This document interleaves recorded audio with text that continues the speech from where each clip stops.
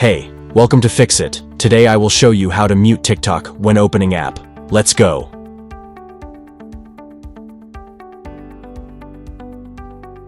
First of all, open up the TikTok app.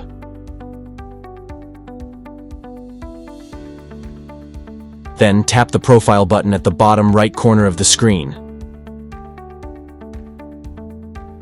Then tap on this arrow icon at the top right corner of the screen. Now tap on Settings and Privacy.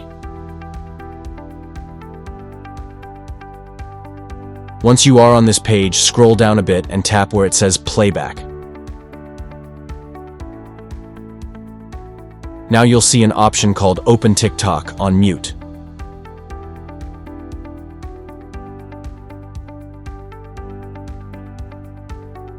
Videos will be muted by default when you open TikTok. Tap to unmute videos, or use your device's volume controls. So, go ahead and enable it. Now, when you open TikTok, there won't be any sound coming from videos, and you can watch them silently.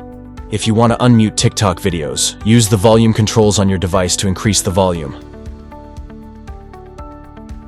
Now, you won't hear the loud, annoying sound of TikTok videos every time you open the app.